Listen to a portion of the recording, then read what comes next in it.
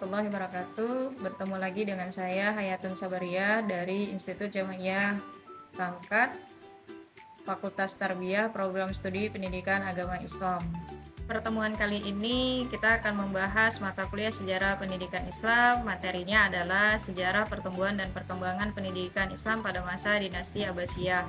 Adapun capaian pembelajaran mata kuliah ini adalah mahasiswa mampu menganalisa sejarah pendidikan Islam dari masa ke masa dalam pembaharuan pendidikan Islam melalui pendidikan transdisipliner.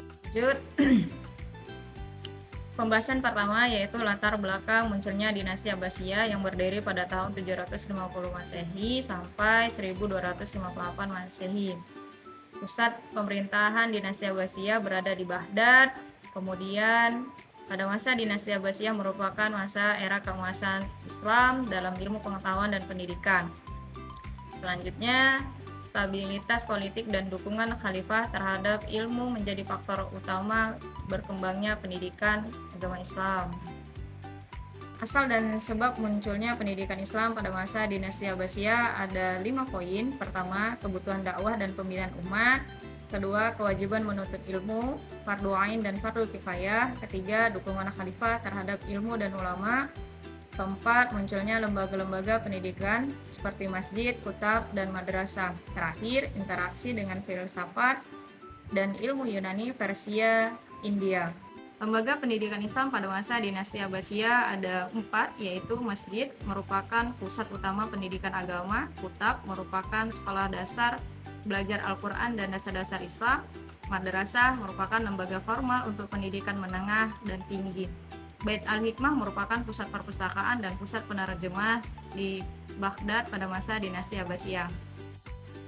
Metodologi pendidikan Islam pada masa dinasti Abbasiyah ada 4. Pertama, hafalan.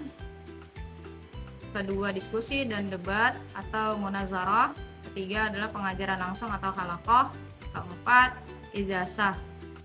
Media pendidikan Islam pada masa dinasti Abbasiyah yaitu ada 4. Pertama itu lisan, ceramah, diskusi. Tulisan yaitu kitab, manuskrip. Kemudian papan tulis, tinta, kulit, dan kertas. Yang keempat adalah Bait Al-Hikmah sebagai media pusat informasi dan penerjemah di masa dinasti Abbasiyah. Materi pendidikan Islam pada masa dinasti Abbasiyah itu ada 2, yaitu ilmu naqliyah yang bersumber pada Al-Quran dan hadis, kemudian fikih dan akidah. Kemudian ilmu aqliyah yang bersumber dari filsafat, matematika, astronomi, kedokteran, dan logika. Ilmu naqliyah ini adalah ilmu yang berasal dari Allah. Kemudian ilmu aqliyah adalah ilmu yang berasal dari akal dan pola pikir manusia. Dampak pendidikan Islam pada bidang politik ada 3 poin. Yang pertama adalah ulama memiliki peranan dalam pemerintahan sebagai penasehat. Yang kedua, pendidikan memperkuat legitimasi kekuasaan melalui syariat. Yang terakhir, lahirnya pemikiran politik Islam. Dampak pendidikan Islam pada bidang sosial di masa dinasti Abbasiyah ada 3 poin. Yang pertama, terbentuknya kelas intelektual muslim.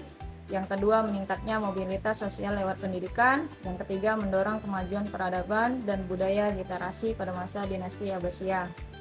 Selanjutnya, dampak pendidikan Islam pada bidang budaya ada 3 poin, yaitu terjadinya islamisasi budaya lokal melalui pendidikan, berkembangnya seni kaligrafi, arsitektur, dan kesastraan Islam. Ketiga, penulisan kitab dan terjemahan ilmu dari berbagai bangsa.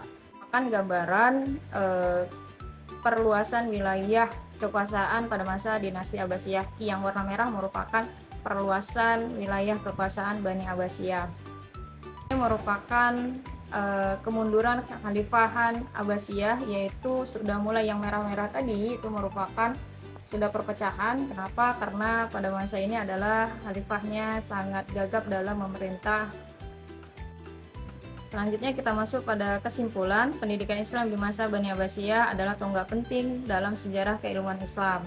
Dukungan politik dan budaya belajar kuat berkontribusi pada lahirnya zaman keemasan Islam. Dampaknya sangat luas, yaitu membentuk struktur sosial, politik, dan budaya dunia Islam. Sampai bertemu lagi di video pembelajaran selanjutnya. Terima kasih. Assalamualaikum warahmatullahi wabarakatuh.